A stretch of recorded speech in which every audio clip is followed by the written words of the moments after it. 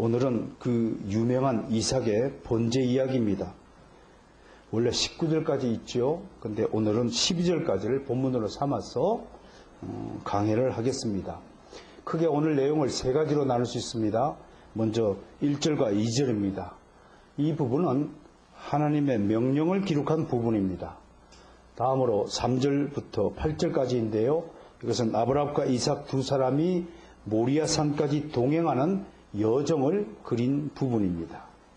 그리고 마지막으로 오늘 9절과 12절까지는 모리아산에서 일어난 사건을 기록한 이야기입니다. 자, 먼저 하나님의 시험이 기록된 1절과 2절을 한번 보겠습니다. 아브라함의 일생에서 가장 가슴 아픈 사건을 하나 소개한다면 바로 앞에서 일어난 큰아들 이스마엘을 추방한 사건인 것입니다. 참 아브라함 입장에서 마음이 많이 아팠을 것입니다. 어떤 부모가 자식을 잃어버리고 마음 편히 지낼 수 있겠습니까? 우리와 같이 아브라함의 인생도 파란만장한 것이었습니다. 누가 인생은 파노라마 같다고 했잖아요. 파노라마는 아주 우여곡절이 많고 굴곡이 많은 대형 스토리, 이런 것들을 우리가 파노라마라고 이야기합니다. 한마디로 살아가면서 수많은 사건 사고를 많이 겪는 인생을 파노라마 인생이라고 말할 수 있습니다. 아브라함을 살펴보면 80세 될 때까지 그는 한 번도 한 곳에 정착한 상이 없는 유랑 생활을 한 사람입니다. 저도 가만히 보니까요, 그 주민등본 띄워보니까 26번 이사를 했더라고요. 살아오면서 26번 이사를 했어요. 이야, 신기하죠? 하나님 그러신 분이에요. 하나님 우리에게 믿음 이외에 우리가 아무것도 하나님 앞에 가져갈 수 없습니다. 여러분, 돈을 하나님 앞에 가져갈 수 있습니까? 여러분이 가지고 있는 지식, 그 하나님 앞에 가면 잽도 안 됩니다. 우리가 그렇게 무식하다고 생각하는 베드로 사도보다도 우리는 잽도 안 됩니다. 지식을 이야기하면. 그거 가져갈 수 있나요? 얼굴? 뭐 이만하게 생겼으면 뭐 괜찮죠. 그래도 하나님 앞에 잽이 되겠습니까? 장동건? 잽도 안 돼요. 김태희, 이영애? 잽도 안 돼요. 그런 얼굴. 천사의 얼굴 비하면 아무것도 안 돼요. 우리가 하나님 앞에 가져갈 수 있는 믿음밖에 없잖아요. 그 믿음을 위해서 하나님은 계속 뺑뺑이 돌리는 거예요. 인간적인 입장에 보면 정말 불만스러운 내용이죠. 왜 한 곳에 좋게 저 푸른 초원 위에 그림 같은 집을 짓고, 그게 우리 세상 사람들의 목표 아닙니까? 그러나 하나님은 그게 목표가 아닙니다. 여러분, 자식 왜 키워요? 자식 뭐 좋은 직장, 좋은 월급 받고 성공하고 좋은 마누라 만나고, 그게 여러분 자식 키우는 목적인지 아세요? 아닙니다. 성경은, 하나님은 분명히 그 자식에게 네가 가진 믿음을 주는 것이 너의 목적이다. 그래서 너에게 그 자식 주신 것이다 라고 말하고 있는 것입니다. 80세까지 유랑생활을 했어요. 자기 집이 어디 있어요? 겨우 집을 천막, 상수리 나무 그늘 아래 천막 치고 살았어요. 그게 아브라함입니다. 여러분, 집 가지길 원하죠? 집 가지시길 원하죠? 좋은 집 가지시길 원합니다. 가장 좋은 집은 아브라함의 장막이라고 성경은 대신에 말합니다. 쉽게 옮길 수 있는 집. 그러니까 살림 차려도 많이 챙기지 마세요. 하나님이 옮겨라. 그러면 그거 무겁잖아요. 간단하게 몇 가지 탁 이삿짐 그냥 가방 안에 싸들고 갈망은 한 분량이면 되지 않을까, 그렇게 생각을 해봅니다. 아무튼 자식도 100세가 되어야 얻습니다. 여러분 같으면 100세에 자식 얻는다는 게 말이 되겠습니까? 안 됩니다. 하나님의 명령에 따라 약속의 땅에 들어섰는데, 약속의 땅에 들었으면 모든 인생이 다 끝나고 이제는 그냥 행복해지리라고 생각할 수도 있었을 겁니다. 그러나 실제는 그랬나요? 아닙니다. 흉년이 들면 또 애굽으로 피신 갔다가 그곳에서 마누라 뺏길 뻔하고 또 우물 서로 뺏기고 전쟁하고 싸움하고 조카 롯이 또 잡혀가니까 저 단까지 올라가서 싸움을 하고 전쟁도 겪어야 되고, 여러분들은 우리는 전쟁 겪지 않았잖아요. 6.25 전쟁을 겪으신 우리 선배들, 어머님, 아버님, 부모의 세대들 겪은 고초는 이루 말할 수 없습니다. 개나리 보침 하나 머리에 쥐고 그 발걸음을 걸어 부산 국제시장까지 걸어갔던 그 우리 선배들 보십시오. 얼마나 고초가 많았겠습니까? 인간적으로 치면요, 저는 그렇게 생각합니다. 아브라함은 얼마든지 믿음을 포기할 수 있었던 사람이었습니다. 하나님의 말씀으로 사는 것이 축복이어야 하는데 오히려 고생길인데 믿음을 지킨다는 것이 여간 쉬운 일이 아닙니다. 우리 같으면 아마 12번도 넘게 하나님을 배신하고 등을 돌렸을 것입니다. 어린아이들은요, 자기가 싫으면 금방 울고 삐치고 토라지고 앙탈을 부리고 고함치고 반항하고 때려쓰는 것이 어린아이 특징입니다. 근데 어른이 되면 애들 같은 모습이 사라지고 좀 더 성숙한 태도를 보이고 행동을 합니다. 그런 점에서 아브라함의 믿음은 성숙한 믿음인 것입니다. 아브라함의 믿음이 어렸다면 그는 벌써 성경의 무대에서 사라져야 했을 것입니다. 여기까지 아브라함은 참으로 잘 견뎌왔습니다. 그런 어느 날 아브라함에게 또다시 청천벽력 같은 일이 벌어집니다. 그게 뭡니까? 네 사랑하는 아들 독자 이삭을 나에게 바쳐라 라는 명령이 떨어진 것입니다. 이 명령이 언제 떨어졌습니까? 1절을 봅니다. 그 일 후에라는 표현으로 좀 성경은 우리가 번역하고 있습니다. 영어로는 sometime later라고 되어 있습니다. 언젠지는 모르지만 어느 때. 그런데 그 일 후가 어떤 일입니까? 앞을 보면요, 여기서 말하는 21장에 나오는 이스마엘의 추방 사건과 아비멜렉과의 브엘세바 맹약 사건, 두 사건이 21장에 기록이 되어 있습니다. 하나는 아들을 잃은 슬픔을 겪은 사건입니다. 또 하나는 생존의 터전인 브엘세바 우물을 빼앗긴 그런 사건입니다. 이 두 가지는 아브라함의 인생에서 가장 큰 사건이었을 것입니다. 매우 큰 사건이죠. 규모로 보나 충격의 여파를 보나 한 사람이 짊어지기에는 지나치게 무거운 사건이었습니다. 아들 잃었다 생각을 해보십시오. 앞이 캄캄했겠죠. 그런데 그만한 사건도 정말 우리가 견디기 힘든 사건인데 오늘 또 하나님은 이거는 비교가 안 되는 사건을 또 벌이신 것입니다. 엎친 데 덮친 것이죠. 설상가상이고 맞은 데 또 맞는 겁니다. 이게. 예? 여러분 맞은 데 또 맞아 보셨습니까? 얼마나 아픈 줄 알아요? 자, 이런 말도 안 되는 명령에 우리 같으면 난리가 났을 것입니다. 교회 와서 목사 멱살 잡고 하나님 향해서 아마 삿대질 할 겁니다. 근데 정말 놀라운 것은 이런 명령에 대한 아브라함의 반응입니다. 저는 수차례 여러분에게 믿음을 이야기하면서 믿음과 반응의 상관관계를 이야기한 바가 있습니다. 성경에 기록된 믿음의 사람들의 특징이 있는데 그들은 하나님의 명령이나 말씀이 자신에게 주어질 때 어떻게 반응합니까? 즉시로 반응합니다. 그게 믿음의 행위인 것입니다. 오늘 아브라함 보세요. 원래 믿음이 없거나 나약한 우리 같으면 2절과 3절 사이에 다른 어떤 반응들이 기록되어야 합니다. 만약에 예를 들어서 우리 같으면 한 3등급이 있다고 하네요. A급은 이렇게 반응합니다. 새벽 기도에 나와서 눈물을 흘리면서 하나님께 항의합니다. 하나님 어찌하여 나에게 이런 일을 해가십니까? 그래도 이건 A급이래요. 새벽 기도에 나오고 하나님께 항의하니까. B급은 집에서 울고불고 하다가 목사님에게 전화를 해가지고 항의하고 때렸습니다. 목사님 어떻게 해서 이런 일이 납니까? 목사님 설교를 잘못한 거 아니에요? C급은 어떻게 해요? 당장 교회 출석을 중지합니다. 시험에 걸립니다. 아마 성경을 확 집어 던질지도 모르죠. 이런 분은. 그러나 아브라함은 3절을 보세요. 바로 순종의 반응을 하고 있습니다. 하나님의 명령이 떨어지자마자 그는 조용히 명령을 수행하기 위한 모든 준비를 한 다음에 아침에 일찍 일어나 명령을 수행하러 길을 떠나고 있습니다.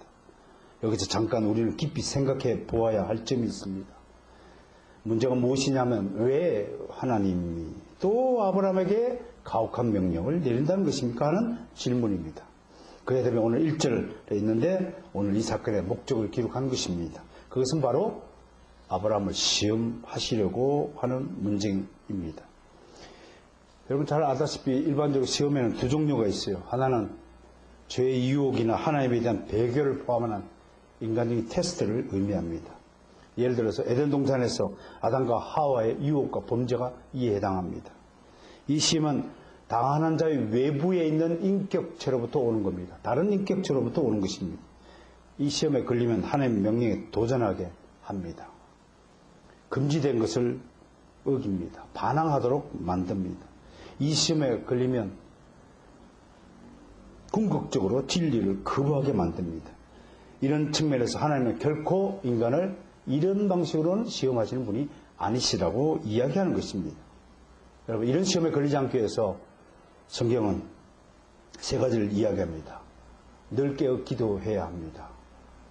사단 마귀는 잠자거나 조는 자를 공략합니다. 지나치게 피곤하여서 막 조는 사람을 사단은 제일 먼저 공격 대상으로 삼습니다. 두 번째, 죄의 유혹이 밀려올 때는 즉시 피하라. 졸릴 때는 얼른 잠을 깨어라 하는 이 얘기가 꼭 마찬가지입니다.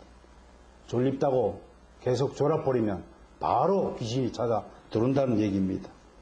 특히 청년의 때는 정욕을 피해야 한다고 가르치고 있습니다. 디모데후서 2장 22절 제가 읽어드리겠습니다. 너는 청년의 정욕을 피하고 주를 깨끗한 마음으로 부르는 자들과 함께, 누구와 함께요? 시험에 걸리거나 나에게 이상한 일이 맺어지면 세상 친구들 만나라고요? 아닙니다. 주를 깨끗한 마음으로 부르는 자들과 함께 의와 믿음과 사랑과 화평을 따르라. 여러분 시험에 걸릴수록 어디로 와야 됩니까? 목사님에게 오세요. 시험에 걸릴수록 목사님과 가까이 지내세요. 그러면 그게 삭감되다가 사라지는 거예요. 시험에 걸리면 술 먹지 마세요. 그거는 직방으로 넘어가는 가장 빠른 지름길입니다. 여러분 세상 사람들은 마음이 괴로우면 뭐 해요? 한 잔 술에 이거 하잖아요. 그러면 그것이 시험이 없어지나요? 유혹이 없어지나요? 더 커지는 거예요. 그래서 사건을 더 크게 호미로 막을 걸 가래로 막는 것이에요. 세 번째, 대적하라. 정면으로 대적하라. 하나님께 복종하고 마귀를 대적하라. 그러면 너희를 피하리라 하고 야고보 사도는 말하고 있습니다. 어떻게 대적해요? 주 예수 그리스도의 이름으로 마귀에게 선포하는 거예요. 주 예수 그리스도의 이름으로 내가 선포하니 마귀가 떠나갈지어다. 선포할 때 마귀는 꼼짝없이 물러간다고 하는 것입니다. 여러분 이 시험에 걸리지 않도록 예수님은 주기도문을 통해서 시험에 들지 않도록 기도하라고 그렇게 가르쳐 주셨습니다. 또 다른 하나의 시험은 하나님에 의한 직접적인 시험입니다. 오늘 케이스가 바로 이 시험의 케이스에 해당합니다. 하나님의 당신의 자녀의 믿음을 테스트하기 위해서 시험대에 올리십니다. 혹은 시험을 목적으로 사단에게 일시적으로 시험의 주도권을 양보하시기도 합니다. 욥의 믿음을 저울에 달아보기 위해서 하나님은 잠시 사단에게 욥을 시험토록 허락하여 주셨고요. 예수님도 광야로 보내셔서 사단으로부터 직접적인 시험을 받도록 허락하여 주셨습니다. 그런데 이 시험을 통해서 하나님은 하나님의 구원하심의 능력이 이런 마귀 사탄보다도 절대적으로 강하고 우위에 서 있다는 것을 증거하십니다. 그리고 이 시험을 통과하는 자에게는 구원의 은혜와 인생의 축복을 반드시 주신다고 하는 것입니다. 시험을 이기시길 바랍니다.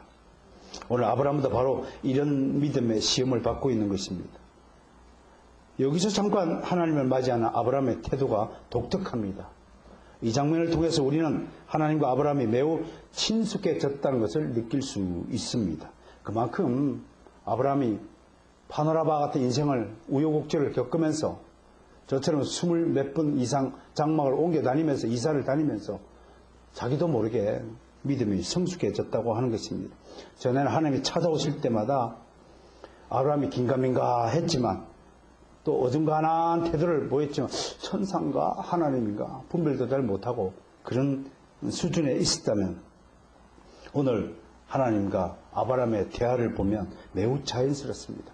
하나님이 이르다, 하나님이 이르시되, 이제 아마르라는 히브리어가 쓰여졌는데요.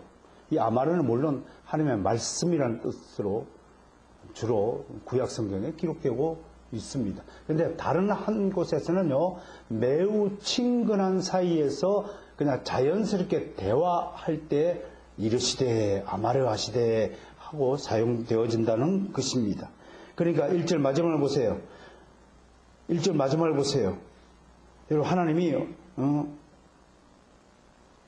하나님이 이르시되라고 그랬죠. 근데 거기에 대한 대답이 뭡니까? 내가 여기 있나이다. 히브리 hen인데요. 이게 지극하면 I'm here잖아요. 영어로요. I'm here, I am. 뭐 이렇게 번역될 수 있지만, 흰 hen, 여기에 뭐 있다고 하는 건데, 원래 hen이라는 단어는, 그래요. 자. 뭐 아주 친구 관계. 자. 뭐 이렇게 이야기도 아주 친근한 사이에서 일어나는 그런 대화법입니다. 이 대화 이전에는 하나님이 아브라함에 얘기할 때는 늘 일방적으로 얘기했어요. 아주 중요한 대목입니다. 오늘 본문에서요. 오늘 본문에서 하나님이 이르시되 아마라시되 이전에는 일방적으로 이야기했어요. 근데 이제 아브라함은 하나님이 말씀하실 때 자신이 늘 대기하고 있다는 식의 믿음의 인사를 하고 있어요. 이 두 사람과 늘 대화가 있었다는 것을 상징적으로 나타나는 말들이고 그만큼 두 사람이 친밀해졌다는 것을 의미한다고 해석하는 것입니다. 그러니까 아브라함은 어디 있냐? 그랬더니 예, 여기 있습니다. 제가 늘 하나님이 부르실 때 한참을 찾지 않아도 될 만큼 아브라함은 늘 대기하고 있었다. 이게 힘낸이라는 뜻입니다. 여러분, 하나님에게서 너무 멀리 있지 마시길 바랍니다. 아담과 하와는 죄를 짓고 어디로 숨었습니까? 나무 그늘로 숨어갖고 하나님 한참을 찾도록 만들지 말아야 된다는 그 경고가 여기에 있는 것입니다. 자, 과연 아브라함은 이제 자신에게 주어진 시험을 어떻게 통과하는지 3절과 8절을 통해서 한번 살펴보겠습니다. 자, 3절 보니까 우선 아브라함은 아침에 일찍 일어납니다. 아브라함이 하나님의 명령을 어떻게 수행하는가를 여러분 천천히 한번 보시길 바랍니다. 아침에 일찍 일어납니다. 그렇다면 아마 아브라함은 잠을 잤을까요? 안 잤을까요? 모르지만 아무튼 우리가 추측할 수 있는 것은, 유추할 수 있는 것은 아마 밤새도록 잠을 자지 못하고 고민했을 것입니다. 기도하고 또 기도했을 것입니다. 저도 그런 경우 많아요. 하나님이 잠을 재우지 않을 때는 밤새 기도를 시키고, 여러분 잘 아시죠? 이곳에서 제가 책을 쓰거나 어떤 곤란한 문제가 나왔을 때 저는 철야기도 했습니다. 여러분도 잘 아실 것입니다. 그럴 때 철야기도 할 때 정말 잠을 한 잠도 하나님이 재우지 않는다는 것을 분명히 느끼고 경험할 수 있습니다. 성경은 그런 데모에 대해 일제 생략하고 있습니다. 왜? 이미 결정된 사안에 대해서는 오직 순종만이 남아있는 것입니다. 인간적으로 순종하지 않고 다른 요구를 하는 것을 하나님은 듣지 않으십니다. 그러나 이 생략된 시간 안에서 아브라함은 하나의 굳센 사실을 깨달았습니다. 그것은 바로 하나님의 약속에 대한 믿음이었습니다. 우리가 그래서 아브라함의 믿음이 어떤 믿음이냐라고 묻는다면 우리는 간단하게 약속에 대한 믿음이다 라고 말할 수 있을 것입니다. 하나님의 약속에 따라서 아브라함은 자신의 아들 이삭이 결코 죽지 않는다는 사실을 미리 믿었을 것입니다. 밤새도록 하나님이 이 사건 이전에, 이 명령 이전에 하나님이 자신에게 4차례에 걸쳐서 분명한 약속을 했다는 사실을 되짚고 확인하는 시간을 밤새도록 했을 것입니다. 여러분 어디 있나요? 자, 12장 2절로 가보겠습니다.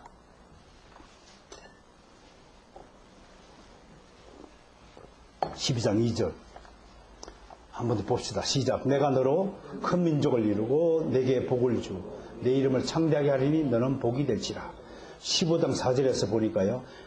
네 몸에서 날 자가 내 상속자가 되리라 라고 또 약속했고요. 17장 4절에 보니까요. 보라 내 언약이 너와 함께 있으니 너는 여러 민족의 아버지가 될지라. 분명히 아브라함 밑에서 후손자가 나타난다고 암시하는 약속을 또 하셨어요. 17장 19절에서 또 이렇게 이야기하십니다. 내 아내 사라가 너에게 아들을 낳으리니 너는 그 이름을 이삭이라 하라. 분명히 아들을 낳는다고 약속했어요. 그러니까 아들을 번제로 바치라고 할지언정 절대로 내 아들은 죽지 않을 것이다 라고 밤새도록 확인하고 아침 일찍 그래 맞아 이제 결심했어 아침 일찍 출발하는 거야 하는 아브라함의 모습을 볼 수 있습니다. 자, 그런데 3절에 보니까 또 특징적인 아브라함의 행동이 있습니다. 그 뭐야? 혼자 준비를 하고 있습니다. 아브라함은 아무도 깨어나지 않은 시간에 일어나서 하나님의 명령을 수행할 준비를 착착 진행합니다. 심지어 이 사실을 아내인 사라에게도 통지했다는 기록이 없습니다. 오직 하나님을 믿고 하나님의 명령을 수행하고자 하는 아브라함의 행동만이 기록되고 있습니다. 나귀의 안장을 지우고 번제에 쓸 나무를 쪼개 싣고 그리고 아들을 깨우고 두 종을 불러서 함께 데리고 떠납니다. 그리고 사전에 보니까 며칠 길을 떠났습니까? 3일 길을 떠났습니다. 많은 또 영적인 해석가들은 알레고리하게 3일 길이라는 이 숫자에 대해서 너무 지나치게 또 편중되어서 해석한 것을 보게 됩니다. 그런데 우리는 여기서 정확하게 3일 길과 그 다음에 나오는 모리아 산 이름을 연관지어서 해석할 수 있어야 됩니다. 여러분 모리아라는 뜻이 두렵다라는 뜻입니다. fear하다 그런 뜻입니다. 야레라는 히브리어가 두렵다, 무섭다라는 뜻입니다. 그 모리아 산은 무섭다라는 뜻을 가진 산입니다.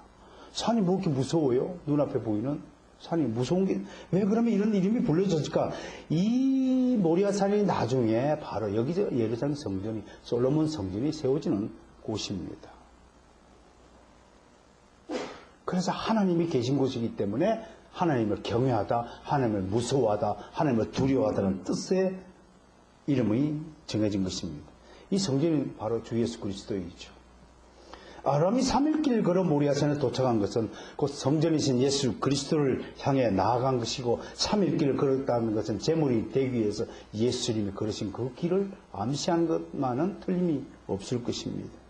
직접 제물이 되어서 죽은 후 3일 만에 부활하신 일을 상징적으로 예표한다고 할 수 있을 것입니다. 이제 5절과 6절을 보겠습니다. 아브라함과 그 일행은 이제 모리아산이 한눈에 들어오는 거리까지 다다랐습니다. 이때 아브라함은 걸음을 멈춥니다. 5절을 보니까요. 그리고 종들에게 너희는 여기서 머물라고 이릅니다. 아브라함은 자신과 아들만 산에 가서 예배하고 이들과 함께 어떻게 한다고요? 다시 돌아오겠다라고 말합니다. 이 구절을 통해서 우리 아브라함이 밤새도록 하나님의 약속을 굳게 믿었다는 것을 얼마든지 합리적으로 추론할 수 있습니다.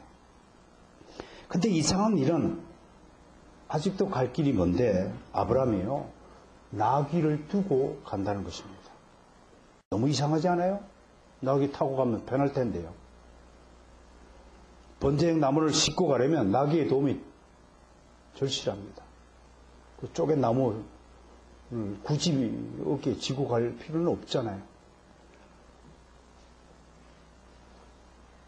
그런데 6절을 보니까 아브라함은 나귀를 버려두고 이삭에게 나무짐을 지우고 자신은 불과 칼을 손에 들고 떠납니다. 이삭이 짐을 졌다라는 것은 무엇을 의미합니까? 하나님은 인간들이 짊어져야 할 십자가를 독생자신 예수 그리스도에게 직접 지우셨다는 것을 예표한다는 것입니다. 왜 그럴까요? 그것은 레위기에 보면 제사법에 보면요 반드시 제물을 드리는 자가 제물로 바치는 동물을 직접 죽여야 한다는 것입니다. 그런 것으로 추정할 수 있습니다.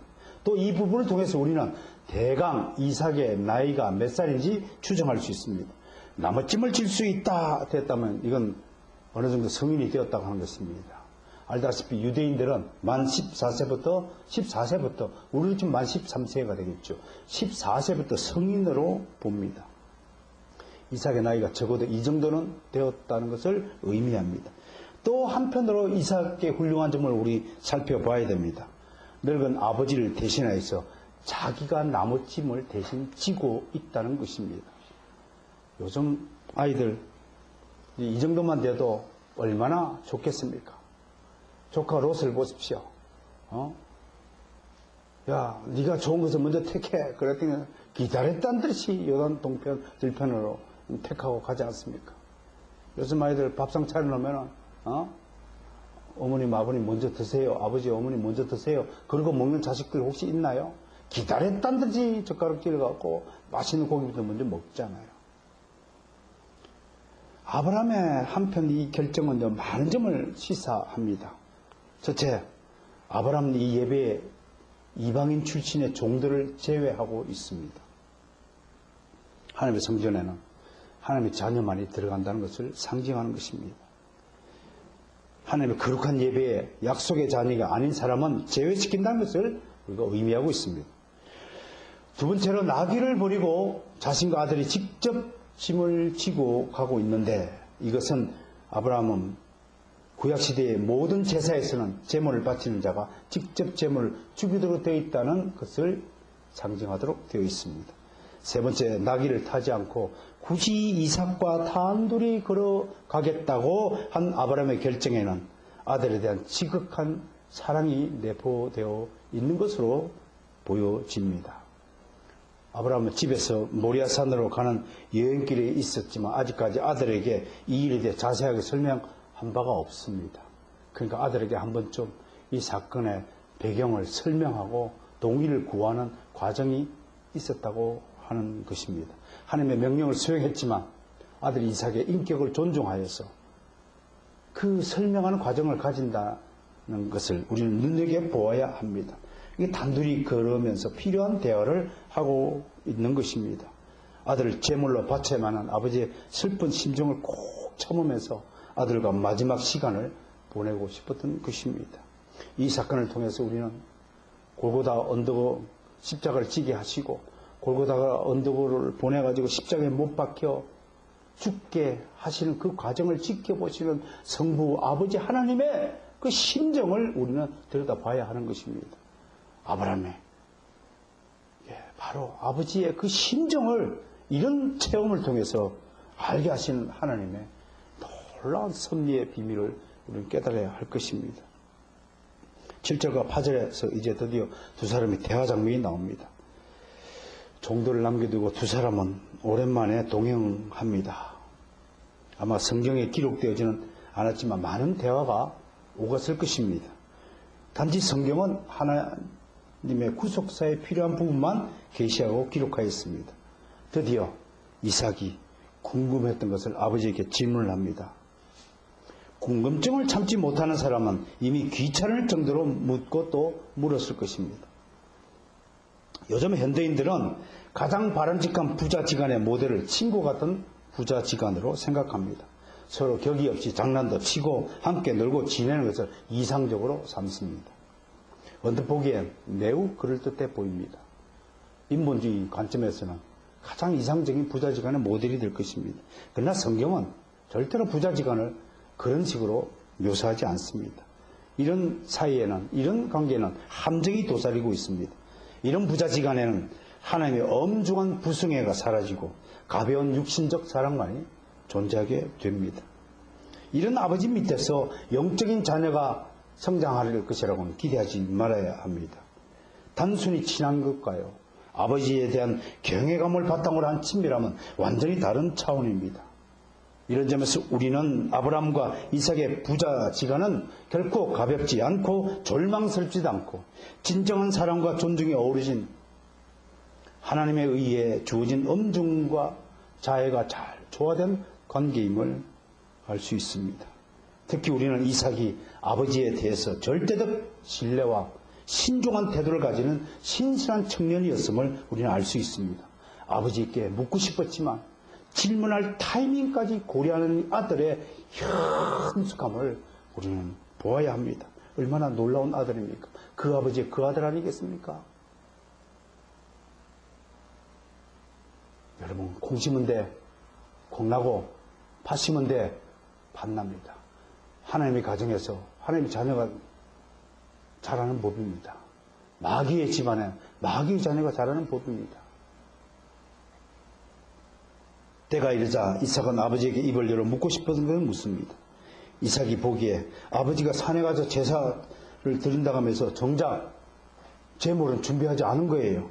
그 7절 하반부에 보세요. 불과 나무는 있거니와 번제할 어린 양은 어디 있나이까? 하고 이삭이 묻습니다. 그래서 아브라함은 진짓 모른 체하고 둘러대죠. 8절에서 뭐라고 합니까? 번제할 어린 양은 하나님이 친히 준비하시리라. 야, 이삭아, 임마누엘 하나님이시잖아. 하나님이 다 여호와 이레 하나님이시잖아. 준비하시는 하나님을 모르느냐? 그러니까 가보자. 하나님이 준비해 주실 것이다. 그렇게 둘러대는 것입니다. 혹자 이거 갖고 아브라함이 거짓말했다고 하지만 거짓말이 아닙니다. 꾸미지 않았습니다. 아브라함은 번제할 어린 양이 이삭이라는 사실을 말하지 않았을 뿐입니다.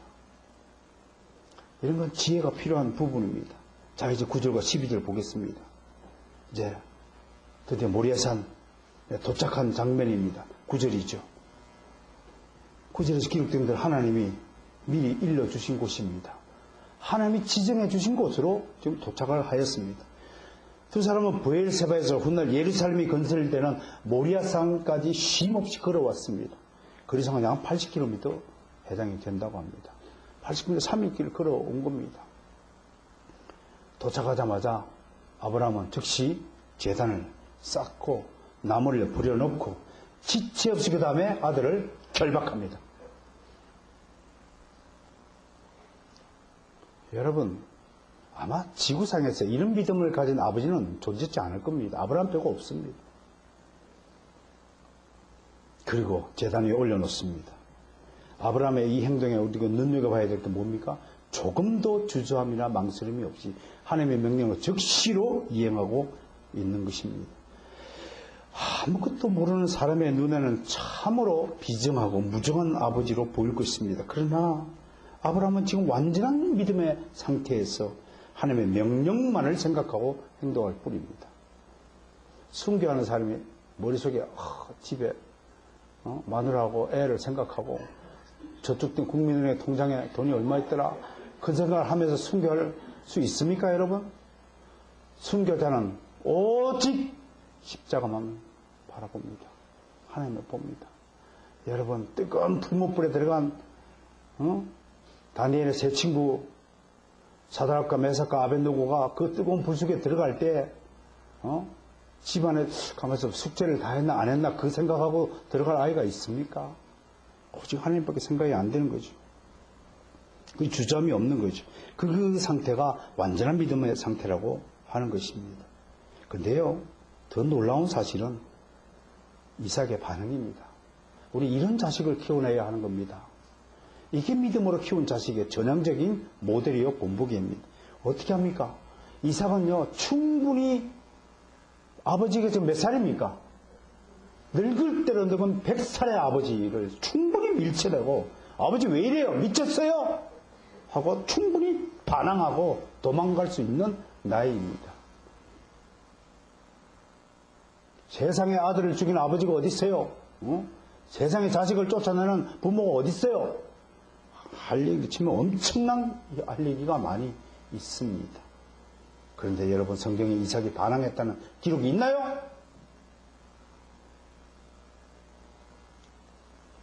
이게 무엇을 뜻합니까? 그 아버지, 그 아들, 잘 키운 아들은 아버지에 대한 절대적인 신뢰를 보이고 있다는 반증입니다. 이것이 믿음입니다. 이삭이 아버지에 대해서 조금의 의심이 있었다면 아버지의 결정에 절대로 순종하지 못하고 반항하고 집을 뛰쳐 나갔을 것입니다. 한달음에 모리아산을 뛰쳐 단박질하고 도망갔을 것입니다. 10절을 보세요. 자신의 아들이 아무 말 없이 순종하고 있는 모습을 보고 아버지는 칼을 들고 드디어 아들의 목을 치려고 이렇게 하고 있습니다.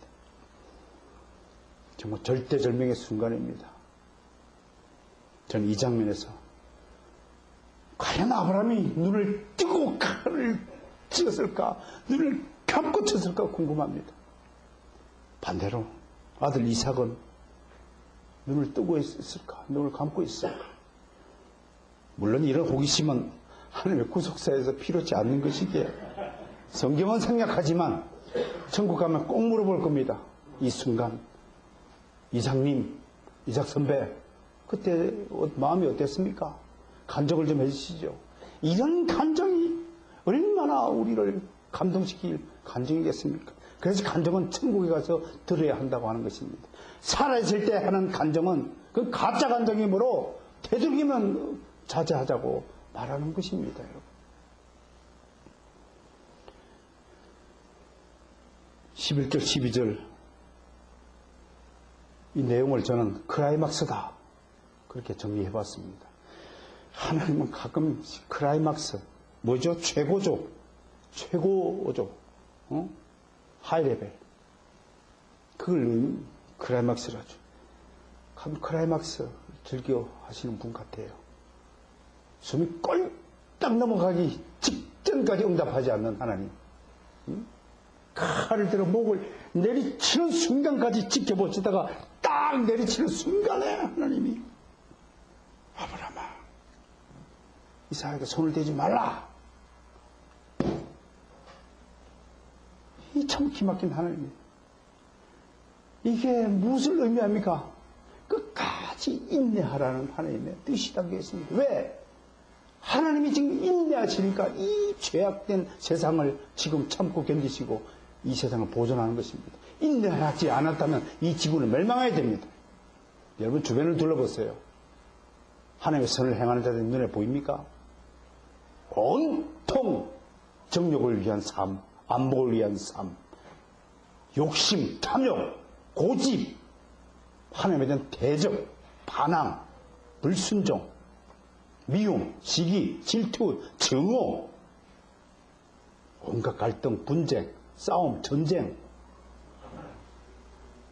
여러분, 제 입에서 나오는 이 모든 추악한 단어들이 지금 우리를 둘러싸고 있는 세상의 진짜 모습이라는 사실을 깨달아야 할 것입니다.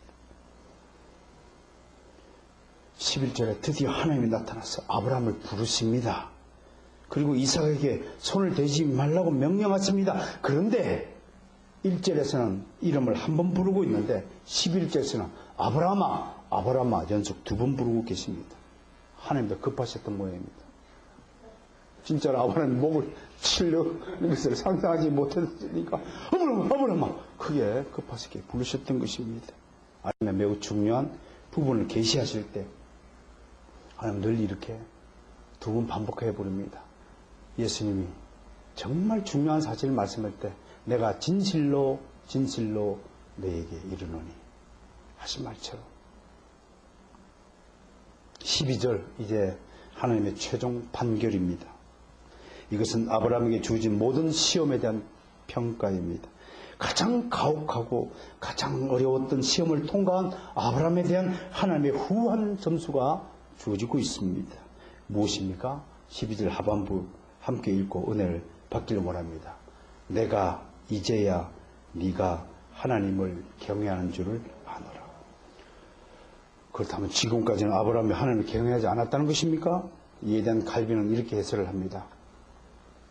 하나님이 그를 그토록 심한 상태까지 시험을 받게 의도하였을 때 그는 마침내 정말로 심한 시험을 다 이루었다. 다른 사람의 경우엔 훨씬 가벼운 시험만 주어지는데 아브라함이 자기의 유일한 독생자마저 아끼지 않은 것은 그가 보여준 경외 중에서 최고의 경외이다. 이것은 우리 모든 사람에게, 모든 경건한 자들에게 자신을 부인하라는 가르침이시다. 이렇게 해설할 수 있는 것에 대해서 저는 존경과 경의를 표합니다. 성도 여러분, 우리는 이 말씀을, 이 사건 이야기를 들으면서 이제 이런 사건은 절대로 내 인생에서는 일어나지 않을 거야. 이 사건은 그냥 성경에만 있는 사건이야 라고 생각하신다면 여러분들 오늘 이 설교 말씀을 잘못 들은 것입니다. 하나님은 지금도 여러분들에게 여러분들의 자식을 하나님께 번제물로 바치라고 명령하고 계십니다. 이 명령은 아브라함에게만 떨어진 것이 아니라 지금 부모된 우리 모두에게도 직접 떨어지고 있고 시행되고 있는 명령이라는 사실을 깨닫는 것이 더 중요합니다. 아브라함은 그렇게 키웠지만 나는 절대로 내 자식을 그렇게 키울 수 있는 자신이 없어. 우리 아들 죽으면 어떡해? 그러면 그건 불신입니다. 여러분의 자식이 마귀의 자녀가 아니라면 하나님은 절대로 죽이지 않습니다. 가치를 수없이 해더라도 그 아들이 마귀의 작자라면 그건 죽어도 싸다고 생각할 수 있어야 그게 믿음이라는 사실을 성경은 우리에게 역설적으로 가르칩니다. 참 쉽지 않죠, 여러분? 여러분은 어떻습니까? 하나님이 말씀하신 믿음을 여러분들 따라갈 수 있고 가질 수 있습니까? 그렇지 않다면 여러분은 지금 하나님의 믿음을 흉내만 내고 있는 거짓 그리스도인일 것입니다. 진짜 믿음은 하나님의 명령을 수행하는 것입니다. 복종하는 것입니다. 그대로 사는 것입니다. 우리에게는 늘 느슨함이 있습니다. 그 느슨함이 이렇게 생각합니다. 아유, 그렇게 왜 빡빡하게 살아요? 어쩜 그렇게 성경대로만 살면 너무 힘들지 않아요? 좀 대충 삽시다. 대충 타협하고 삽시다. 그런 사람을 우리 토저 목사님은 가련한 잡종들, 박쥐 같은 녀석들이라고 맹공한 바가 있습니다. 여러분은 어떻습니까? 오늘 이 말씀을 듣고 정말로 여러분들의 믿음이 하나님의 믿음을 흉내내는 자들의 것인지 정말 그리스도부터 주어진 굳센 성경적 믿음인지 판가름이 나십니까? 오늘 우리는 이삭의 번제 사건을 다루면서 저는 여러분들에게 세 가지 교훈을 전하고자 합니다. 첫째, 이 사건은 예수 그리스도의 대속과 구속 사건을 예표하는 것으로 이해하고 믿어야 됩니다. 그렇다면 예표적 사건은 바로 지금 이 순간에도 필요하다는 것을 반증하는 것입니다. 아브라함의 아들 번제 사건은 단순히 예표적 사건으로만 머무는 것이 아니라 오늘 우리에게도 그대로 적용된다는 것을 말씀드리고자 합니다. 믿음 중에 가장 큰 믿음의 결단이요, 행동이요, 순종이 바로 오늘 창세기 22장에 기록된 이 사건이라는 것을 기억해야 됩니다. 히브리서 기자는 11장 17절과 18절에서 이렇게 기록하였습니다. 아브라함은 시험을 받을 때 믿음으로 이삭을 드렸습니다. 하나님의 명령에 들은 것이 아니라 진짜 믿음으로 드렸다고 말합니다. 그는 약속을 받은 자로 돼 그 외아들을 드렸느니라.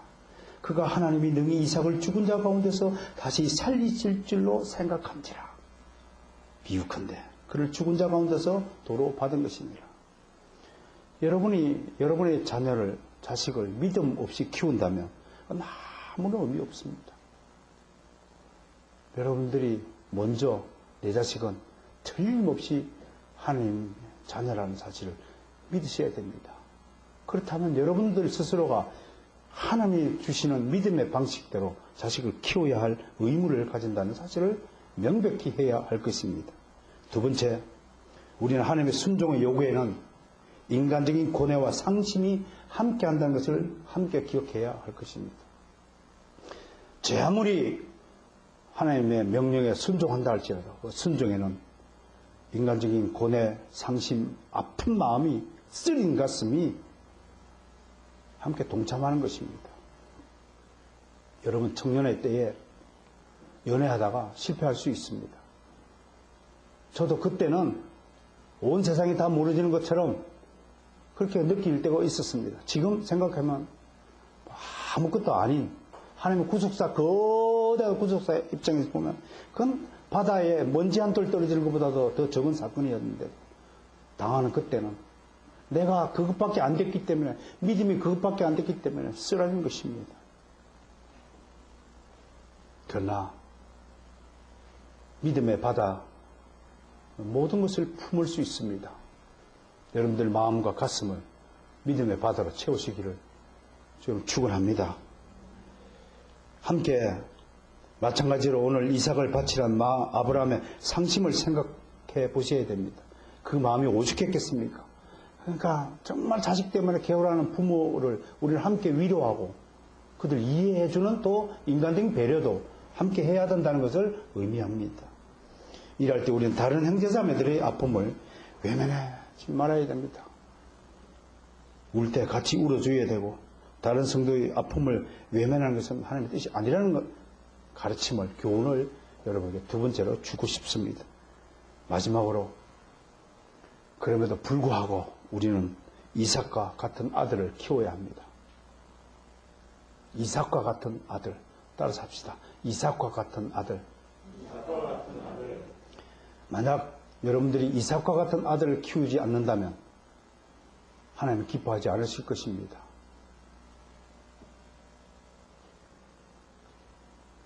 이삭은 충분히 아버지의 명령을 거부하고 반항할 수 있었습니다. 그러나 이삭은 아버지를 존경하고 절대적으로 신뢰하는 아들이었습니다. 가장 불행한 아버지가 있다면 자식으로부터 신뢰받지 못한 부모일 것입니다. 하나님은 우리에게 맡기신 자녀들을 부모된 자들이 이렇게 키우도록 당부하시고 맡겨주셨습니다. 자식을 결혼시킬 때까지 책임지고 이렇게 잘 키워야 할 것입니다. 그래서 잘 키워서 번제로 바친다는 것은 잘 키워서 좋은 배필을 만나게 해서 결혼시킨다는 의미와 같은 것입니다. 그것이 자식을 번제로 바치는 현대적 의미임을 여러분 마음에 깊이 새겨야 합니다. 그래서 결혼도 잘 시켜야 합니다. 그것이 모리아산에서 번제를 잘 드리는 것과 같은 뜻이라는 것 사실 깨닫시고 믿음의 부모들이 되시고 자식된 여러분들은 부모를 절대적으로 신뢰하고 존중하고 거역하지 말고 반항하지 않도록 성실한 인생을 살아가기를 좀 축원드립니다.